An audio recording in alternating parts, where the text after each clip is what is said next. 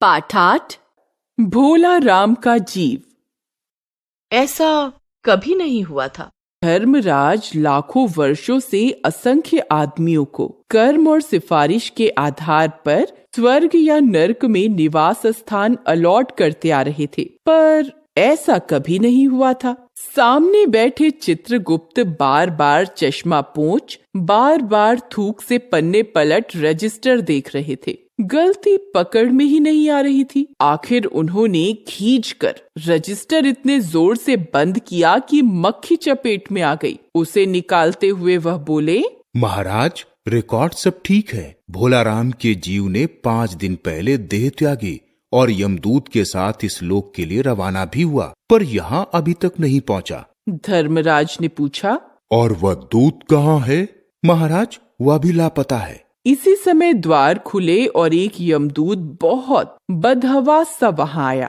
उसका मौलिक कुरूप चेहरा परिश्रम, परेशानी और भय के कारण और भी विकृत हो गया था। उसे देखते ही चित्रगुप्त चिल्ला उठे, अरे तू कहाँ रहा इतने दिन? भोला राम का जीव कहाँ है? यमदूत हाथ जोड़कर बोला, दया निधान, मैं कैसे बतलाऊं कि क्या हो गया। आज तक मैंने धोखा नहीं खाया था, पर इस बार भोला राम का जीव मुझे चकमा दे गया। 5 दिन पहले जब जीव ने भोला राम की देह त्यागी, तब मैंने उसे पकड़ा और इस लोक की यात्रा आरंभ की। नगर के बाहर ज्यों ही मैं उसे लेकर एक तीव्र वायु तरंग पर सवार हुआ, त्यों ही वह मेरे चंगुल से छूटकर न जाने कहाँ गायब हो गया। इन 5 दिनों में मैंने सारा ब्रह्मांड छान डाला, पर उसका कहीं पता नहीं चला। धर्मराज क्रोध से बोले, मूर्ख, जीवों को लाते लाते बूढ़ा हो गया, फिर भी एक मामूली बूढ़े आदमी के जीव ने तुझे चकमा दे दिया। दूत ने सिर झुकाकर कहा, महाराज, मेरी सावधानी में बिल्कुल कसर नहीं थी। मेरे इन अभ्यस्त हाथों से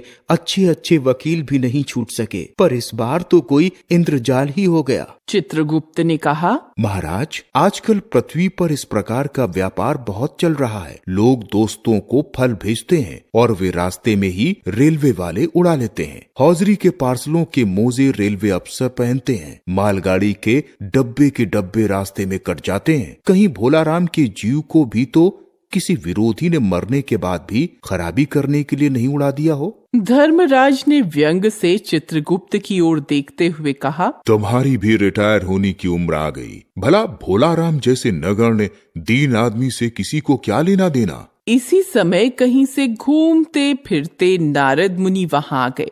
धर्मराज को गुमसुम बैठे देख बोले, क्यों धर्मराज, कैसे चिंतित बैठे हैं? क्या नर्क में निवास स्थान की समस्या अभी हल नहीं हुई? धर्मराज ने कहा, वहाँ की समस्या तो कभी की हल हो गई मुनिवर। नर्क में पिछले सालों में बड़े गुड़ी कारीगर आ गए हैं। कई इमारतों के ठेकेदार हैं जिन्होंने पूरे पैसे लेकर रद्दी इमारतें बनाई। बड़े बड़े इंजीनियर भी आ गए हैं जिन्होंने ठेकेदारों से मिलकर भारत की पंचवर्षीय योजनाओं का पैसा खाया। ओवरसियर हैं जिन्होंने उन मजदूरों की हाजिरी भरकर पैसा हड़पा जो कभी काम पर गए ही नहीं। इन्होंने बहुत जल्दी नर्क में नई इमारतें तान दी हैं। वह समस्या तो हल हो गई। भोला राम नाम के एक आदमी की 5 दिन पहले मृत्यु हुई। उसके जीव को यहाँ दूत ला रहा था कि जीव इसे रास्ते में चकमा देकर भाग गया। इसने सारा ब्रह्मांड छान डाला, पर वह कहीं नहीं मिला। अगर ऐसा होने लगा तो पाप पुण्य का भेद ही मिट जाएगा। नारद ने पूछा, उस पर इनकम टैक्स तो बकाया नहीं था। हो सकता है उन लोगों ने रोक लिया हो। चित्रगुप्त ने कहा, इनकम होती तो टैक्स होता, भुखमरा था। नारद बोले, मामला दिलचस्प है।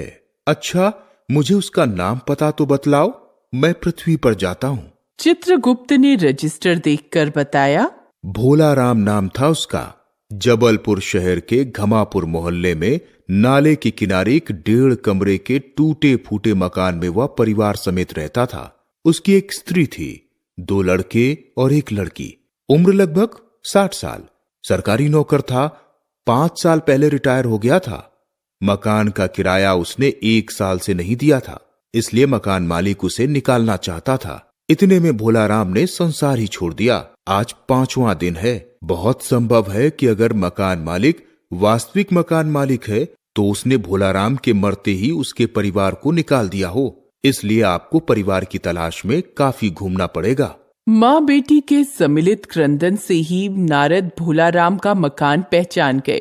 द्वार पर जाकर उन्होंने आवाज लगाई, नारायण नारायण।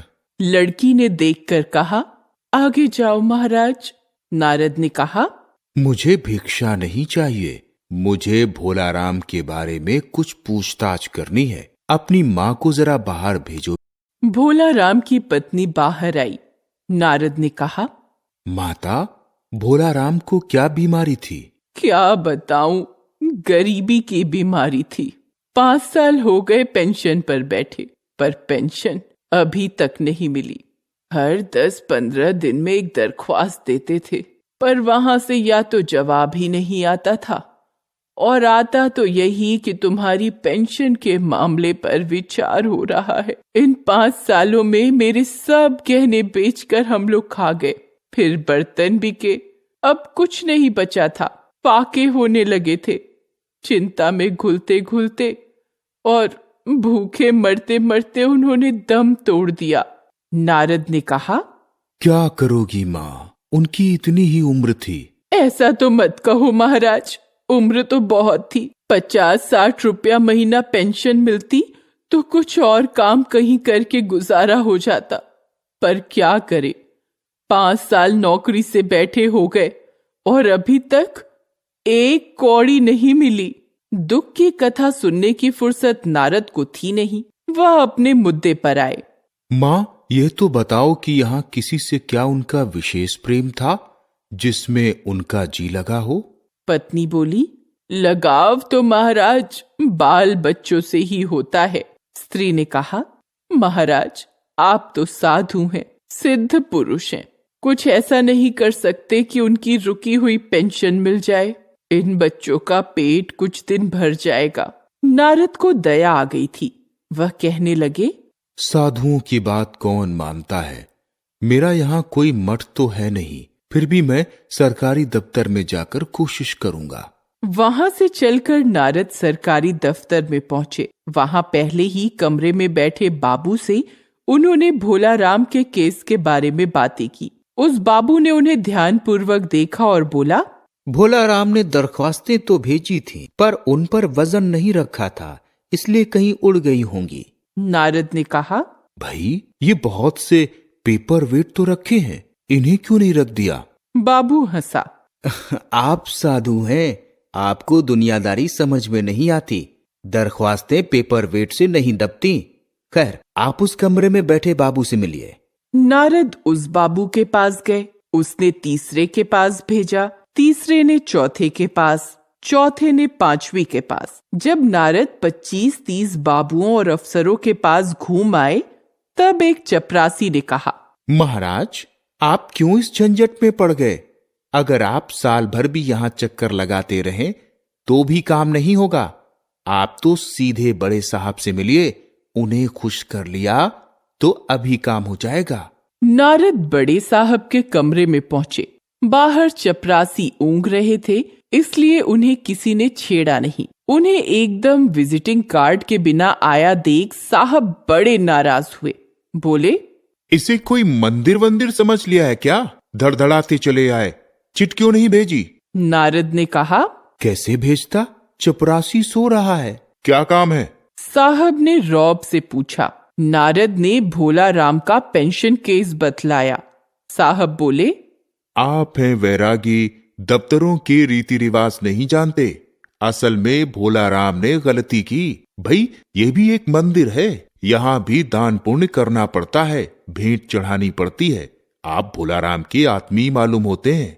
भोलाराम की दरख्वास्तें उड़ रही हैं, उन पर वजन रखिए। नारद ने सोचा कि फिर यहाँ वजन की समस्या खड़ी हो गई।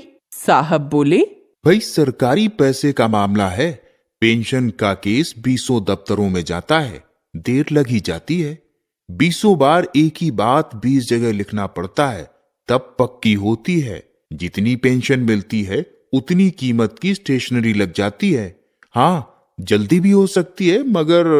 साहब रुके। नारद ने कहा, मगर क्या? साहब ने कुटिल मुस्कान के साथ कहा, मगर वजन चाहिए। आप समझे नहीं। जैसे आपकी यह सुंदर वीणा है, उसका भी वजन भोलाराम की दरख्वास्त पर रखा जा सकता है। मेरी लड़की गाना बजाना सीखती है, यह मैं उसे दे दूंगा। साधुओं की वीणा से तो और अच्छे स्वर निकलते हैं। लड़की जल्दी संगीत सीख गई तो उसकी शादी हो जाएगी। नारद अपनी वीणा छीनते देखकर जरा घबराए, पर फिर संभल कर उन्होंने वीणा टेबल पर रखकर कहा, यह लीजिए, अब जरा जल्दी उनकी पेंशन का ऑर्डर निकाल दीजिए।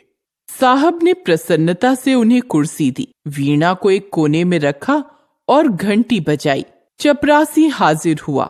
साहब ने हुक्म दिया, बड़े बाबू से भोलाराम के केस की फाइल लाओ। थोड़ी देर बाद चपरासी भोलाराम की 100-150 दरख्वास्तों से भरी फाइल लेकर आया। उसमें पेंशन के कागजात भी थे। साहब ने फाइल पर भोलाराम का नाम देखा और निश्चित करने के लिए पूछा, क्या नाम बताया साधु जी आपने? नारद ने समझा कि साहब कुछ ऊंचा सुनता है, इसलिए जोर से बोले, भोलाराम। सहसा फाइल में से आवाज आई, कौन पुकार रहा है मुझे? पोस्टमैन है क्या? पेंशन का ऑर्डर आ गया। साहब डर कर कुर्सी से लुढ़क गए। नारद भी चौंके, पर दूसरे ही क्षण बात समझ गए। बोले, भोलाराम, तुम क्या भोलाराम के जीव हो? हाँ। आवाज आई। नारद ने कहा, मैं नारद हूँ, मैं तुम्हें लेने आया हूँ। चलो, स्वर्ग में तुम्हारा इंतजार हो रहा है। आवाज आई, मुझे नहीं जाना, मैं तो पेंशन की दरख्वास्तों में अटका हूँ। यही मेरा मन लगा है, मैं अपनी दरख्वास्तें छोड़कर नहीं जा सकता।